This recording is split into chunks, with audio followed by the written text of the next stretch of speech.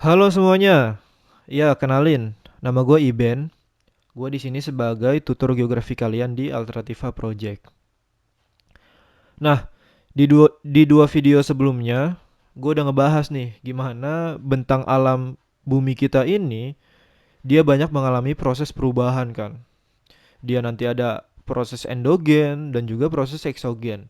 Di mana kedua proses itu nanti akan mengevolusi atau membentuk muka bumi kita menjadi pegunungan, menjadi gunung berapi. Beda ya gunung berapi sama pegunungan. Kalau gunung berapi itu dia gunung yang biasa menghasilkan erupsi, sedangkan pegunungan itu dia adalah rangkaian dataran tinggi biasanya. Kemudian juga morfologinya berupa lembah, berupa dataran rendah. Kalau misalkan di laut itu nanti ada palung atau trench, ada punggung laut, atau bentuk lainnya lah di permukaan bumi. Masih banyak lagi.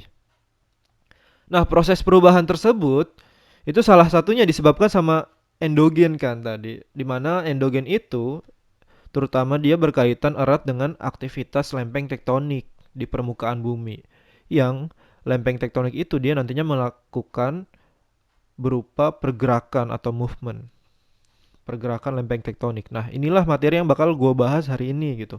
Tentang pergerakan lempeng tektonik. Ya, dari pernyataan gue di atas, jadi pertanyaannya gini nih. Bagaimana pergerakan lempeng tektonik dapat merubah bentang alam? Kira-kira ada yang bisa jawab gak nih? Langsung aja kali ya. Nah, jadi kenapa sih si pergerakan lempeng tektonik itu bisa merubah bentang alam? Jadi berawal dari sini nih. Kerak bumi kita ini atau tempat yang kita tinggalin yang disebut litosfer itu terbagi jadi lempeng-lempeng seperti halnya kepingan puzzle. Di mana kepingan puzzle itu mengalami pergerakan oleh adanya arus konveksi di dalam perut bumi atau di dalam magma. Nah, pertanyaannya lagi nih. Jadi apa sih arus konveksi itu? Kenapa si arus konveksi dia mau menggerakkan lempeng dan nantinya lempeng itu bisa merubah bentang alam? Sederhananya gini, arus konveksi itu dia adalah proses sirkulasi arus magma yang ada di dalam perut bumi. Ini nantinya disebabkan sama panas dari inti bumi yang merubah massa jenis dari si magma sehingga magmanya mengalami proses sirkulasi atau pergerakan atau perpindahan gitu dari atas ke bawah, kemudian bergerak lagi ke atas menuju lempeng, kemudian bergerak lagi menuju inti. Kurang lebih seperti itu sih arus konveksi. Nah, si arus konveksi itu dia kemudian menggerakkan si puzzle-puzzle tadi atau si lempeng-lempeng tadi sehingga si puzzle itu atau si lempeng dia bergerak ke sana kemari dan tertawa. Kok kayak lagu paling teduh ya? Ya, jadi si lempeng itu bergeraknya itu relatif lambat gitu pergerakannya. Ya biasanya dia itu dalam setahun kecepatannya itu dia hanya 5 sampai 10 cm yang terjadi di sepanjang batas-batas lempeng tektonik. Nah, di mana batas-batas lempeng tersebut nantinya dibagi jadi tiga nih. Ada lempeng yang bergerak secara bertubrukan atau saling mendekat yang disebut convergent. Kemudian ada batas lempeng yang bergerak saling menjauh atau divergent. Atau yang ketiga, batas lempeng yang bergerak saling berpapasan atau bergerak secara horizontal, yaitu transform.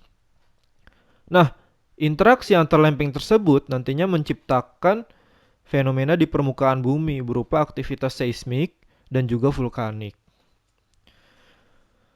Nah, iya gua munculin dulu nih gambarnya.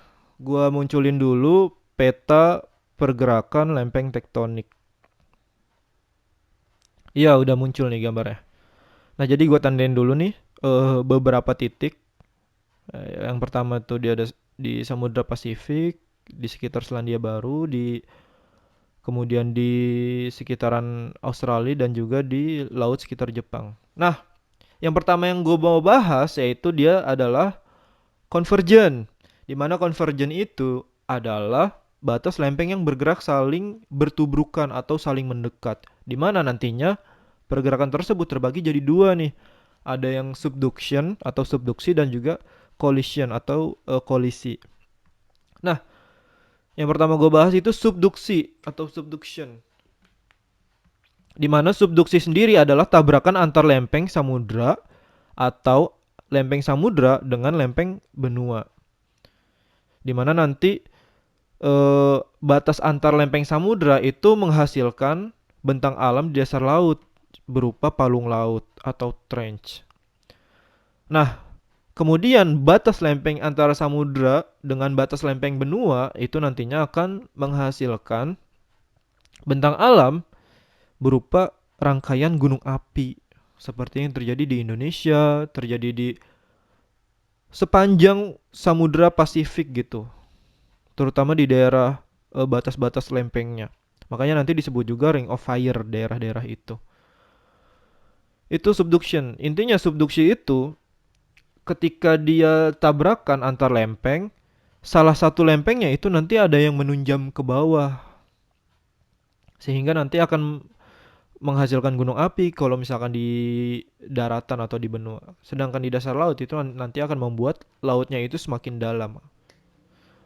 Nah, kurang lebih kayak gitu subduksi, kemudian collision atau collison, kolisi. Nah, kolisi itu atau collision itu dia adalah tabrakan antar lempeng benua. Jadi kalau tadi subduksi itu adalah tabrakan antar samudra dengan samudra atau samudra dengan benua, si collision dia adalah tabrakan antara benua dengan lempeng benua.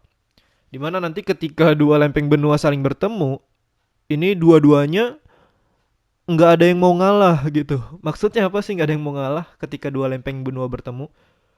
Maksudnya nggak ada yang mau ngalah, nanti akan apa namanya ya, melipat, akan mematah.